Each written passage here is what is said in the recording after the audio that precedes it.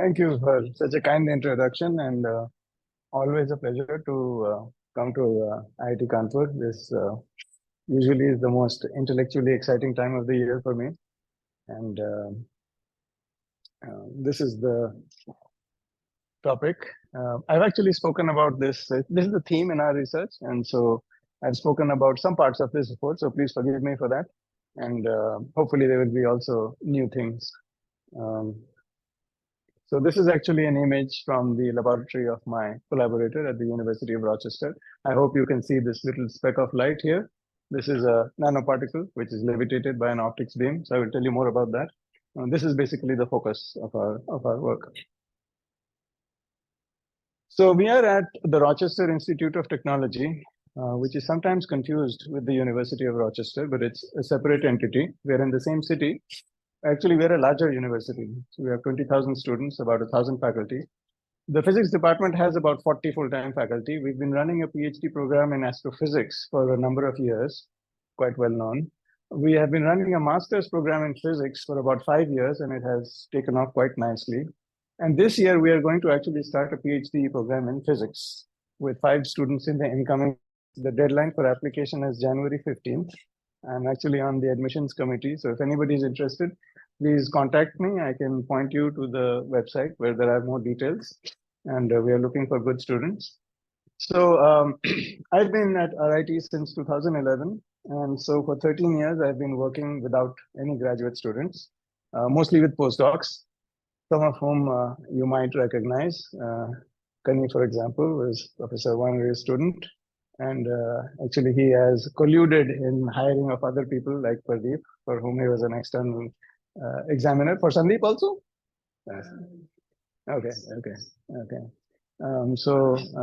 At the moment, I have at least 2 postdoc positions open in my group. So I'm looking for people. If you're interested, if you know a friend who is looking, please alert them.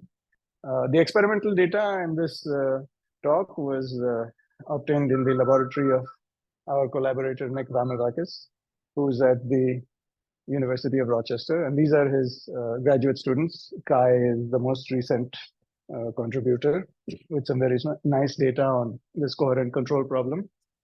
I think I said everything here. So these are some of the collaborations I should mention. So I'm in India 3 months of the year. Okay, I'm based out of Delhi. I actually have a house in Delhi. And 1 month in the winter, 2 months in the summer. As Anand mentioned, my fantasy is to collaborate with as many people as possible, because I'm always interested in learning new things, especially from people like Anand, who explain very patiently to me, and Saikat and Harsha. A lot of postdocs come from India, and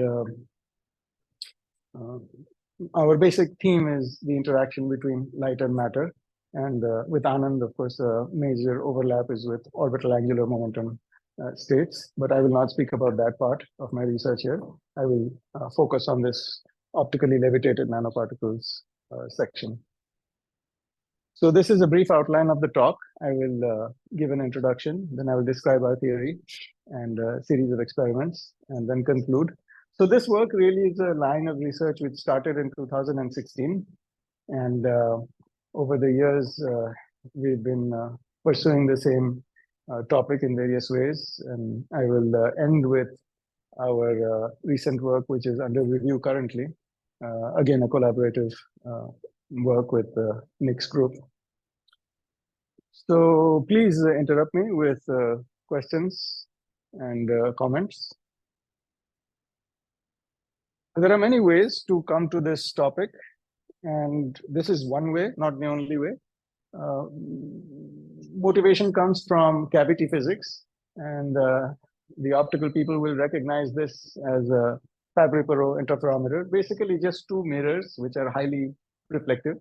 The difference from the standard configuration is that in a lab, in an optics lab, typically you will find both these mirrors mounted on very solid platforms so that they don't move, or move as little as possible.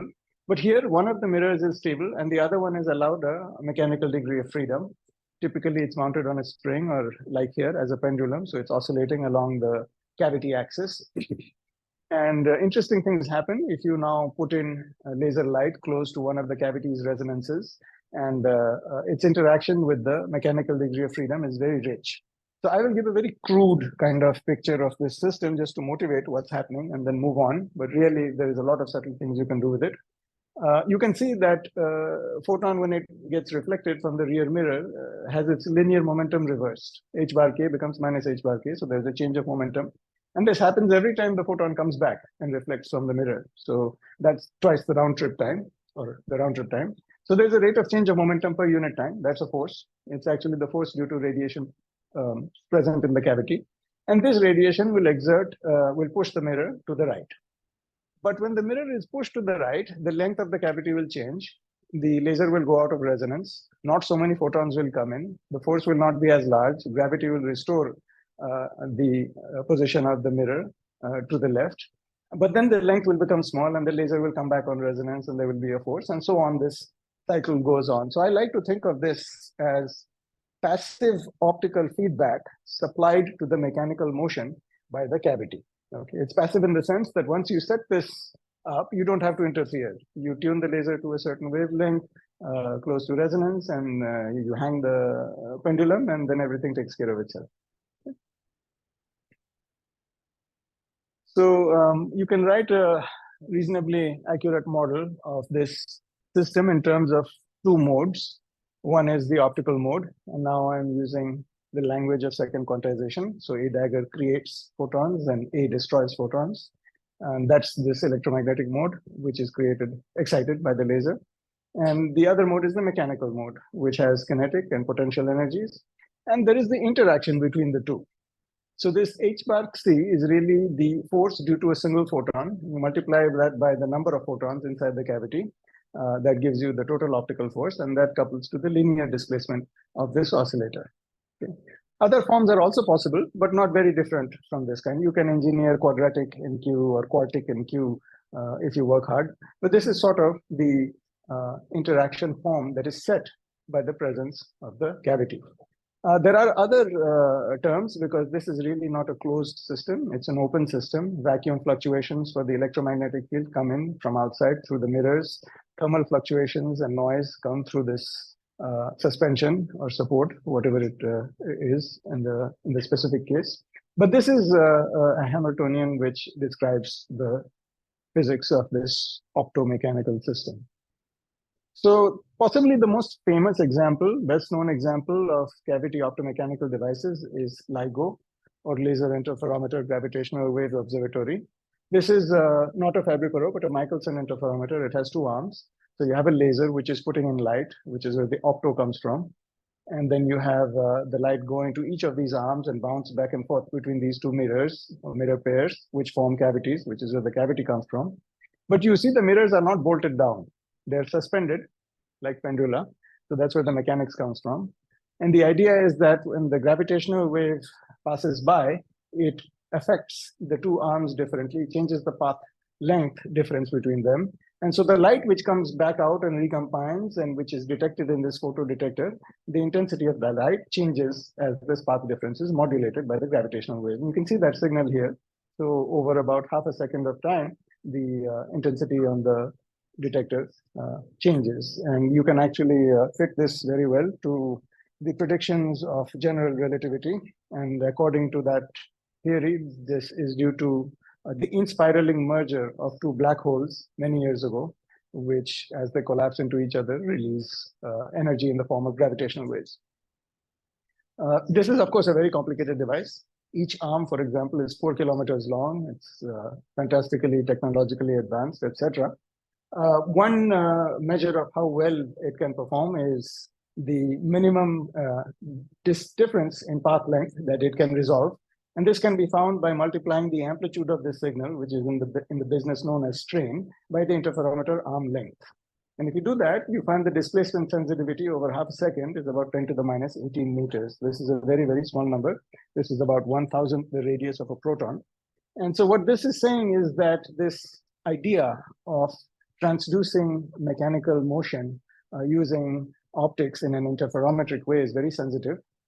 People can actually use the same kind of physics using very much scaled down setups, tabletop setups, to make various kinds of detection devices, accelerometers, magnetometers, thermometer. Any physical variable that you can couple to the motion of these mirrors can be read out optically with great sensitivity. So this work, of course, took decades of development and research, and cavity optomechanics, in my opinion, is a very well-developed field. So there have been several generations of experiments. One variation on the theme includes actually taking away any kind of mechanical suspension or clamping from the oscillator and use instead of that optical clamping. So this is the device known as the optical tweezer, for which Art Ashkin was given the Nobel Prize in 2018, or part of the Nobel Prize. And the idea is that at the focus of a beam, a nanoparticle can be confined essentially harmonically. And then if that beam is the mode of the cavity, then you have this mechanical oscillator coupled to an optical beam. All the physics that we described earlier is accessible here, except that now the mechanical oscillator is not does not have a mechanical connection to the rest of the universe. Of course, it still scatters photons, it still collides with background gas particles, and that is what leads to thermal fluctuations in its motion. Now, in this version, there are still some interesting questions to be asked. It's restrictive in several ways. For example, only those wavelengths of light which are resonant with the cavity get to interact with the mechanical oscillator. Spatial access is also a little bit limited. Optomechanical physics is only available along the cavity axis. So if you want three-dimensional optomechanical physics, then you have to put two more cavities in the other directions and so on. But to me, the biggest restriction of this setup is the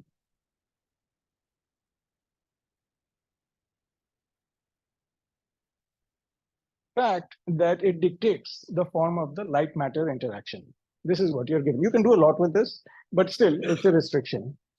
So the question that started being asked about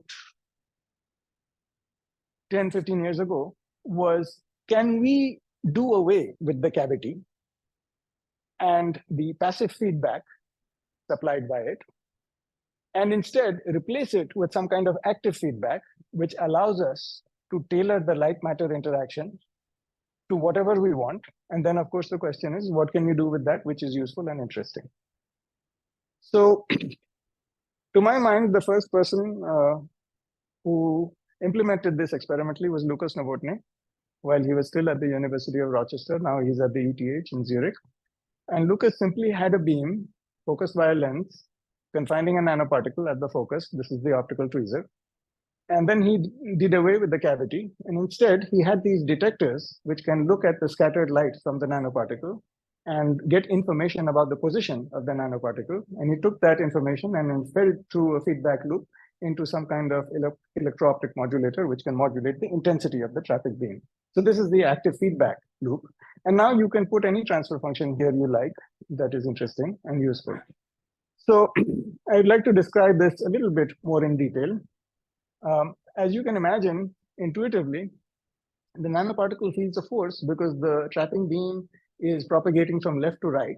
So the nanoparticle gets pushed to the right by the momentum transfer from photons that scatter off of it. And so this is the scattering force. And typically, it scales with the, it's larger for larger particles. So actually, if the particle is small enough, meaning if its diameter is much smaller than the wavelength of the trapping light, namely it's a Rayleigh particle, then the scattering force is actually negligible, okay? In that case, the remaining force supplied by light is called the gradient force. This is a little bit more subtle than the scattering force. What the light does is that since this particle is a dielectric, it's neutral, but it has positive and negative charges, equal amounts of them, which can move around. The electric field of the light polarizes this dielectric, creates an induced dipole moment, and then interacts with it again via a dipole interaction. Okay, so it's a minus d dot e interaction, but the dipole itself is the polarizability of the sphere times the electric field. So now you have an interaction which is second order in electric field, or basically proportional to the intensity of the light. If the beam being used is a Gaussian, then for small oscillations of the nanoparticle, we can expand this, we can Taylor expand this to first order, and we get a harmonic trap. And the thing to be noticed here is that the frequency of the trap basically depends on the intensity of the trapping light. All manipulation of the nanoparticle in our case will be done by manipulating this intensity. Okay, so if the amplitude of the oscillation of the particle, which occurs along all three directions in space, is small, then these three directions decouple. The dynamics along X have nothing to do with the dynamics along Y or Z. So for most of my talk, I will actually describe the theory of the system, which is valid for oscillations along one direction. And the end, we will look at some recent results where we consider coupling between two modes of this particle. So this is to give you a sense of what the experiment looks like.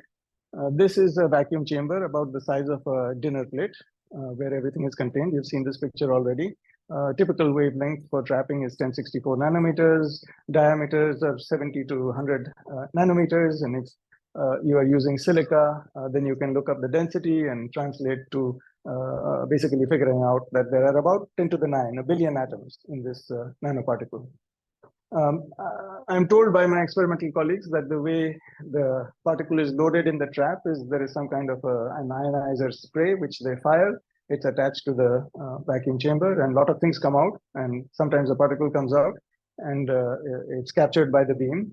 And you can use one of these detectors to look at the displacement of that particle as a function of time. So initially, because there is a lot of stuff that came out of the spray in the chamber, the motion of the particle is chaotic, it's Brownian. But after some time, when the vacuum pumps have cleared out the rest of the stuff, you get nice ballistic harmonic oscillations. And if you supply the right kind of feedback, you can reduce the amplitude and therefore the energy of these oscillations. So you can basically cool the motion of the particle. Now, the stiffness of the optical trap along the Z is about an order of magnitude smaller than the and then in the transverse direction, because of the focusing properties of the beam. So along the Z direction, typically the oscillation is at tens of kilohertz. Now, if the trapping beam is polarized circularly, then there is rotational invariance around the direction of propagation of the beam. And so any direction is the same. So the trapping frequencies along X and Y are the same. They are degenerate. But in this case, the trapping beam was actually polarized along the X direction. That breaks the rotational invariance. And now these two frequencies become different. So you see them separated by some frequency, but they're typically an order of magnitude higher than the frequency of oscillation along the beam propagation direction. They're typically hundreds of kilohertz. The advantage of having three well-separated frequencies in Fourier spaces, you can control them and address them separately. There is less crosstalk.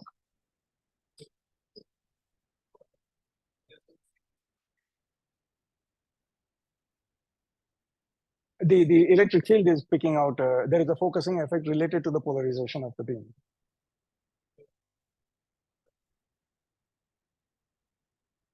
That's right, exactly, because you're focusing so hard. So,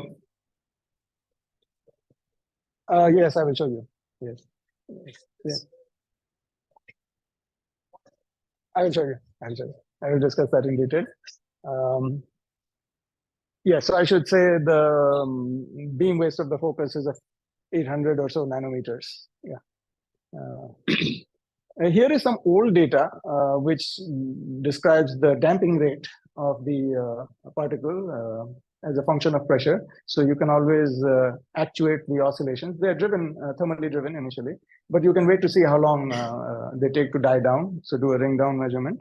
And actually the damping is very small because the thing is inside vacuum, and there are collisions with the background gas and random scattering of photons. But already about 10 years ago, quality factors of about 10 to the 8 were available. So quality factor, just to remind you, is the frequency of oscillation divided by the damping rate. And so this is a pretty good quality factor, but more recent results last year have pushed this to about 10 to the 10. So these are very high Q oscillators, and there is a lot of interest in using them for various kinds of measurements. I know there are serious efforts to use these platforms, for example, to search for dark matter and Casimir forces and other things. So the force sensitivity is also pretty small. I keep forgetting what 10 to the minus 20 is. It's Yocto or Atto or one of those things. So, okay. So all the feedback, which I will now discuss, is represented in this picture. The physics of the feedback is all contained here. So we know this is a child on a swing being pushed by a human being. And we know if you don't push, the child will eventually come to a stop because of air resistance and because of the friction between the rope and the branch of the tree. We know if we push at the right time, we can increase the amplitude of the swinging. We know if we push at a different time, we can decrease the amplitude of the swinging, and so on. So this is all parametric feedback. And that's what we use. So we will use two types of feedback generally. There will be one set of experiments with only one type. So I will clarify which one that is. So in both cases, we measure, as I said, this was possible, the displacement of the particle along a given direction. Then we take its time derivative. So some electronic circuit does that for us, multiply with the right constants to get the momentum of the oscillator. And then we modulate, we feedback so that the light intensity is modulated according to the ratio of these two quantities in one case and according to their product in the other case, okay, with these three factors. And if we naively calculate the force by taking the derivative of this quantity with respect to the oscillator position, we find this is a damping force. Okay, this is supplied via feedback, but it's exactly of the same form as the particle encounters by colliding with the background gas. Now, the only difference is that we will actually use a negative pre-multiplicative factor here. So the damping will become an anti-damping or amplification force.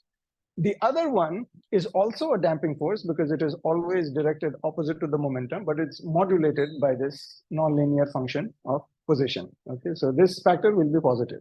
So if I draw these two forces as a function of the oscillator displacement in some scale units, we can see how they behave. So both of them vanish at the classical outer turning points of motion because they are proportional to the momentum of the particle. But this force achieves the maximum because at the equilibrium position, the particle is going through, the nanoparticle is going through with maximum momentum. And this one actually, the momentum slows, it goes to zero because of this displacement on the Q. So these are the two types of feedback that we are going to use in the problem. So here is our theoretical model. We basically take the three-dimensional kinetic energy of the nanoparticle, the energy of the total electric field, which in the case of this experiment consists of a trap beam, which is dumped, and a probe beam, which is orthogonally polarized, and which gives the information about the particle displacement, and which is fed back via a modulator to the trapping beam. And then we have the background fields, which is where all the scattered photons go. And so this total field then couples to this polarizable nanoparticle, where the polarizability is assumed to be linear, so just some constant. So the polarization is said to be linear, so just some constant times the total electric field. So with this Hamiltonian, we carry out a very standard calculation in quantum optics. We eliminate these Bath modes using Born-Markov approximation. And in the paper, there is a three-dimensional description, but we basically, I will discuss a one-dimensional description, and we trace over the probe field also. And then to connect with experiments, we add suitable terms for collisions with the background gas, the two types of feedback that I discussed, and the corresponding back action.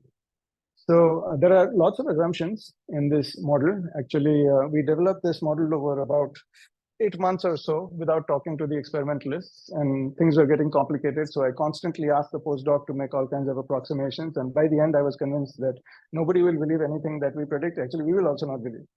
But it turned out that the first time he put experiment and theory together, they were right on top of each other. He came to my office, he was shaking.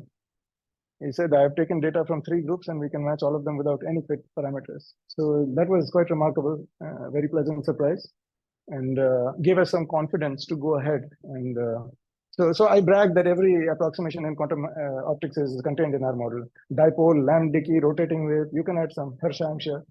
Okay.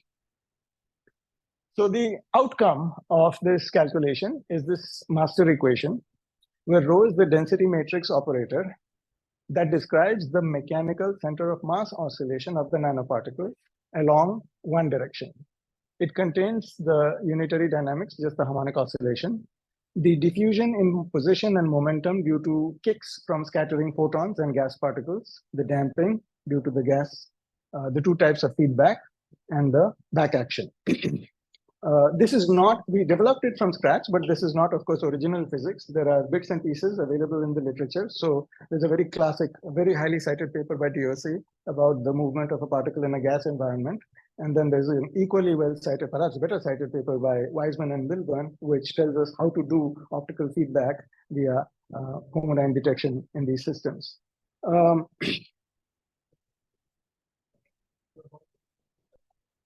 So the back action comes from this, the prescription for doing that comes from this paper, but essentially you are doing a homodyne measurement, you take the current and then you, and the feedback is some function of that current. Yes, exactly, exactly.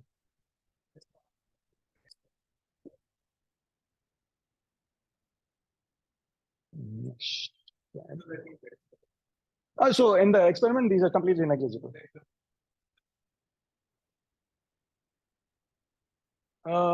This is the back action of the measurement on the center of mass motion of the particle. So we're not talking about the, so all dynamics of the field has been traced out.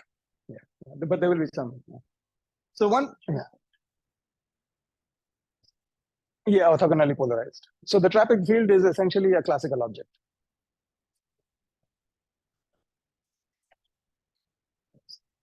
Yeah, actually, all that has been taken care of. Trap scattering plus probe scattering has been taken care of. Yes. Later experiments work with only one beam. So that also you can do. One thing I want to clarify, people sometimes ask me, this is a rather large object, there's a 10 to the 9 atoms here. Why am I using quantum notation? Why creation and annihilation operators? So there are, I think the answer is interesting. There are two reasons. And one is that we wanted to make a prediction for ground state occupation of the trap using our model. At that time, nobody had achieved it. And we thought nobody will believe us if we don't do a quantum mechanical treatment, if we want to get to the ground state. People eventually got to the ground state, but not using the kind of cooling that we have put in this model. This is non-linear cooling, actually. So people use linear cooling. For some reason, they found that was more effective. So we are yet to compare our theory with any experiment. The other reason is that I will eventually describe to you how to make the mechanical analog of a laser. And the laser requires some evidence of stimulated emission, which is a quantum mechanical phenomenon. So if we had just written a classical model, we would not have that in our description. So these are the two reasons for which we use a quantum mechanical model.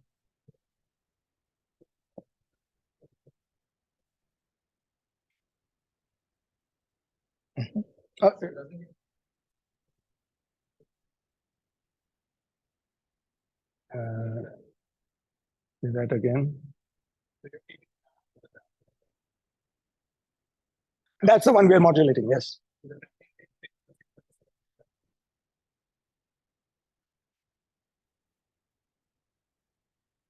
Yes, yes, yes. Yes, so it generally depends on a lot of things. So yes, the tracking, but the modulation is small. Yeah.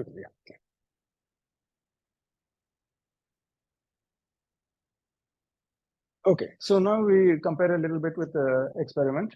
So I will first describe the situation in which there is only the cooling and not the amplification. So none of the linear heating. This was the first generation of experiments that were carried out in our collaborators' lab. So here we are, yeah, for the kind of feedback that you supply. So you actually have information about the variables processed by two different circuits, and you sum them when you want both feedbacks happening together, and you just kill one when you just want one. Okay. So so first we look at the average energy of oscillation along a single direction. This is found from the root mean square displacement. If you multiply by the right constants, you get units of energy. Then you invoke the Vediel theorem, which says the total energy is twice the potential energy. Then you divide by h bar omega m. That gives you the so-called phonon number. So this is just to connect with the quantum optics terminology. There is nothing quantum about this measurement. We are not in the quantum regime. And really, we're making a classical measurement of the energy of the oscillator. So this is the normalized energy before feedback cooling is turned on. This is set by the ambient temperature of the chamber. And these are two curves. This curve describes oscillations along the trapping beam propagating direction. This is one of the transverse directions. And the circles are experiment. And the solid line here is theory, and the dashed line here is theory. So we can take our theoretical model and fit it along or describe the physics along any direction by changing the trapping frequencies and other parameters. So you see there's a reasonably good agreement between experiment and theory in this case. This is a few milliseconds of cooling time. I'll come back to this curve in a second. I just want to describe what happens to the steady state occupation as a function of pressure. And this is the regime in which we were able to compare experiments with theory. This is at 300 Kelvin.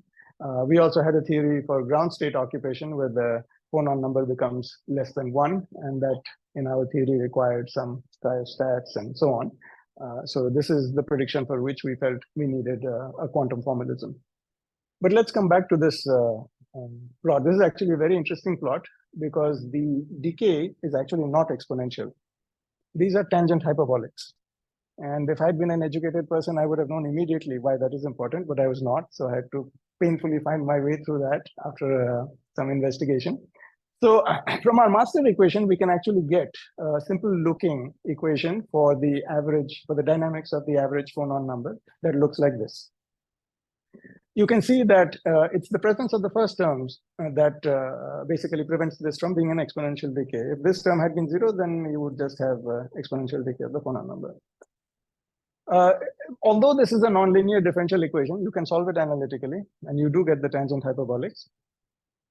Perhaps more interesting is the observation that this is exactly the equation followed by photons in an optical laser. Okay, so I was very fascinated by this nonlinear term when we did the cooling theory, because in quantum optics, if you have a nonlinearity in your system, it's obligatory to do something with it. But I played around with this equation for a long time and I couldn't figure out what to do. Then I went to visit a collaborator who had actually just written a paper on phonon lasers. So I said, maybe we can do something in our system. So I came back and started reading phonon laser theory, and that's the first equation I saw there. It's just a coincidence. But a lot of physics came out of it. So according to me, this is the most important equation in the theory. The master equation gives all the details, but this is the one that started really the project. So I will talk about that now. Just to remind you some laser history. I'm sure people here know more than I do, but this is a nice book published by Springer about Ted Mayman, who built the first practical optical laser in 1960. In an appendix to this book, there are 38 citations to Nobel Prizes in physics and chemistry, which are directly or indirectly related to the laser. And this book was published before the last 2 Nobel Prizes. So the list is now up to 40. Okay. There is actually a lot of work on analogs of optical lasers using phonons. So phonons are the quanta of mechanical vibration. They're also bosons. They obey the same, the creation and destruction operators obey the same commutation relations as the optical operators.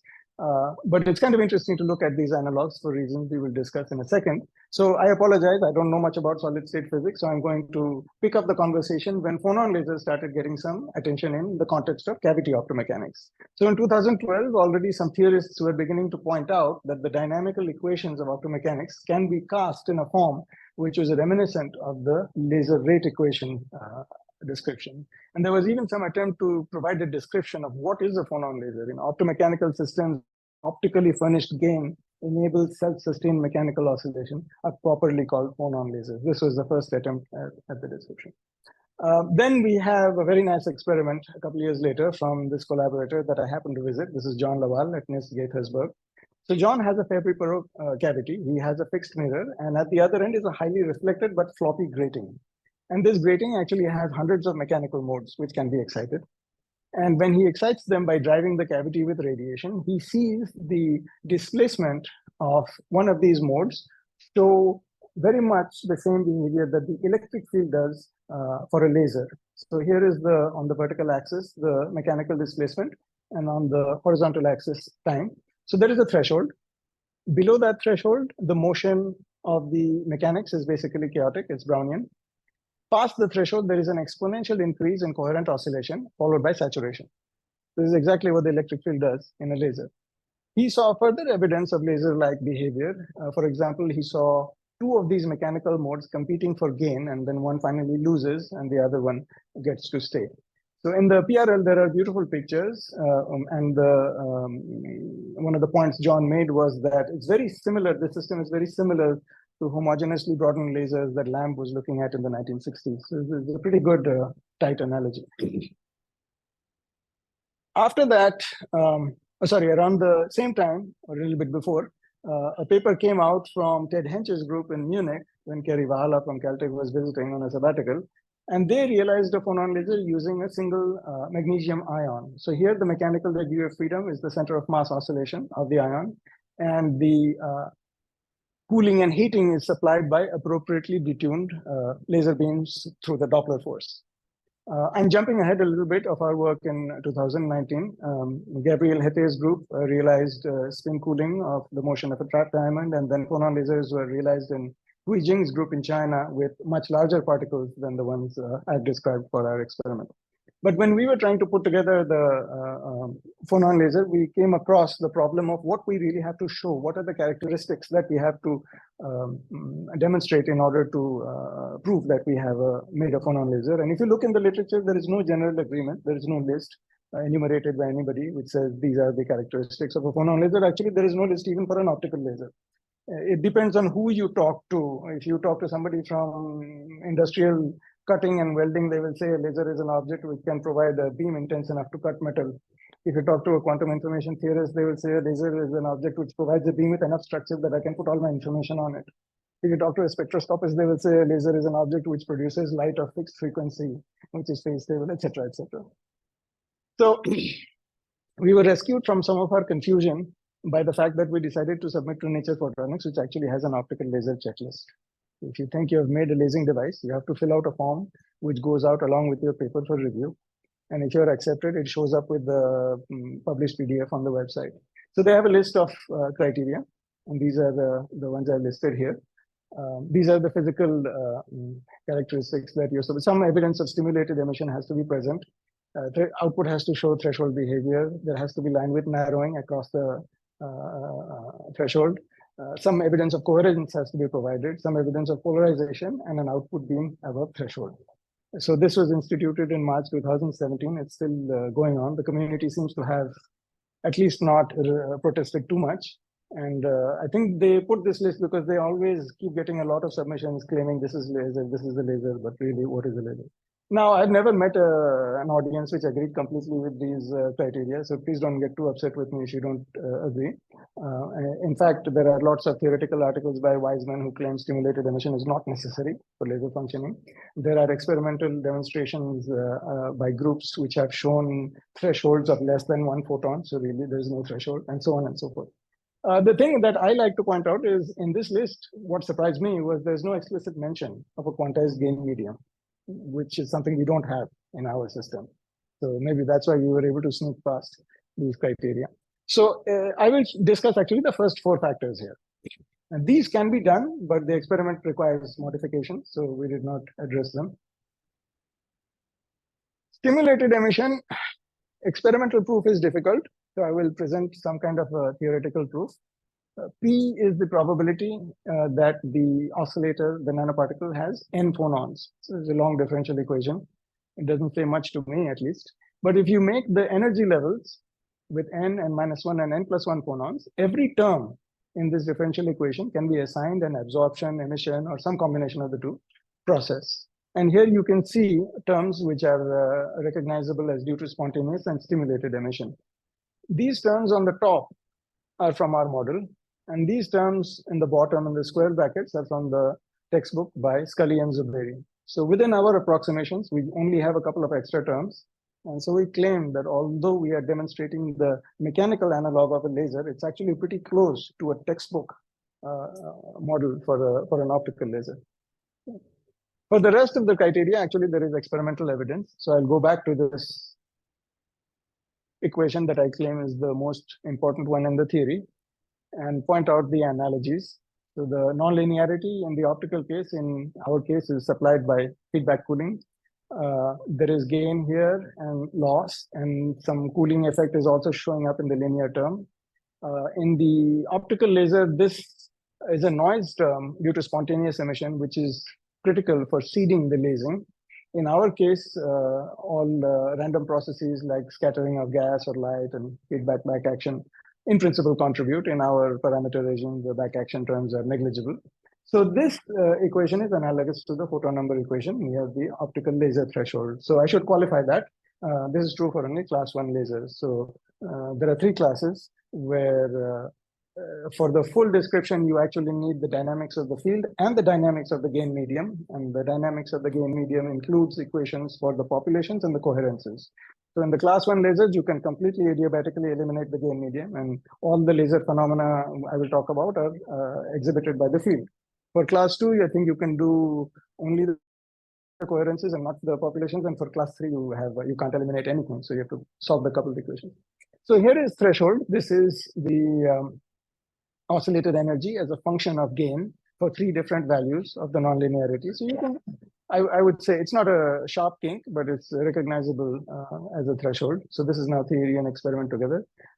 These are the transient values of the phonon number, again with theory and experiment together for 2 different values of the nonlinearity. This is the tangent hyperbolic solution. We've already seen the cooling tangent, so these are the lasing tangents.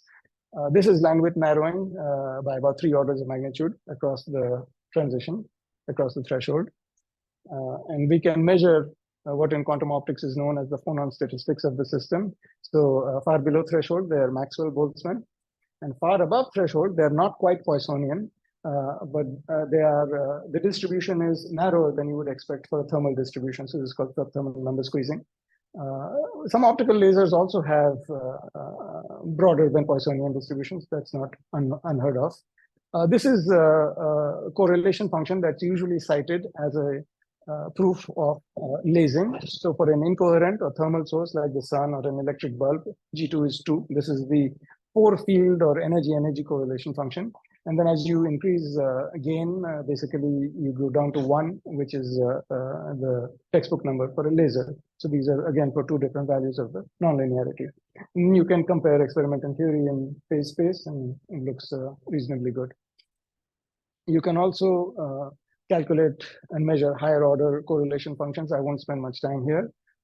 Equal time or in unequal time. These are follow-up publications. We compared our data and numerics to simple analytical Ginzburg-Landau theory, where you can calculate everything analytically. And we found agreement far above threshold, but not so much below threshold. Now I will switch to describing, going beyond the single mode picture and describing the behavior of 2 couple modes. So before that, I'd like to motivate that a little bit. What we have achieved really is what Ted Hinch in his paper called a 0-dimensional laser. There's no output beam. Ideally, you would like to take this coherent excitation and propagate it. And so one way to do it, for example, I'm allowed to say this because I'm a theorist, is perhaps to have an array of nanoparticles, and maybe each one of them has charge on it. And so you make coherent excitation of this one because there is coupling, the distance propagates. So that's a challenging experiment. And before we do that, maybe an easier thing to do is to see if we can transfer lasing from one mode of this nanoparticle to another mode. So that's what this project is about. So these 2 are the modes that we'll be working with, the X and Y. And one way to couple them is to take this linearly polarized light, which is polarized along X, and just jiggle it a little bit around the axis of propagation. So that takes this anisotropic optical potential and couples X and Y. Okay, because remember, because of the polarization along X, the frequencies are not the same seen by the 2 directions. So if you rotate the polarization a little bit, it mixes X and Y. So actually, again, Lucas was the first one to demonstrate this. He showed how energy could be coherently transferred between the X and Y modes, but his motivation was to cool, how to remove energy from one mode and another one. So our motivation is to actually transfer lasing. So we extend our treatment. Now we have a 2-mode master equation. Rho m describes the oscillations along X and Y. So the modes are always found there. And the coupling looks like this. Okay, so it's just proportional to the displacement of the two oscillators. So we first wrote some independent theory with Sandeep and Kani, and this is a summary of that. So here we have the X mode and the Y mode, no coupling between them. So the X mode is just the damped harmonic oscillator. The Y mode is the phonon laser. You see the tangent hyperbolic rise and saturation. So if you look at the phonon numbers here, things just come down to the thermal level of excitation, and this saturates at whatever the excitation fixes it to be. If you look at the coherence, this is a laser, G2 is 1, but here this is a thermal object. If we turn on the coupling, it shows that X actually follows Y, and both of them become coherent. So recently, the experimentalists went ahead and did this experiment, and here's the data. Oops. So now we are looking head-on along the direction of beam propagation. Please don't do this at home. So X is along the horizontal and Y is along the vertical. Here's the nanoparticle. There is no lasing going on. This is just thermally driven motion. And now the X is made a laser. So you see this large amplitude motion along X, but not along Y. And then you turn the coupling on, and then you have large amplitude motion along both directions. So this, I believe, is when there is no coupling. So Y is thermal, and X is far above threshold. And then when there is coupling, then you see the phonon number distributions are almost the same. Here we are looking at G2 for both X and Y as gain is increased in the initial lasing mode, which is the Y. And so you can see that given enough coupling, the two modes follow each other as far as their coherence is concerned. Now, if you look at the G2 for the X mode, as a function of coupling strength, you find you actually need some minimal amount of coupling before the coherence is transferred to the other mode. Otherwise, we are close to thermal. So this is sort of what I meant by the title of coherent control over an optical tweezer phonon laser. Here we are looking at the case where continuous coupling exists between two modes. So there is back and forth oscillation of the phonons between them.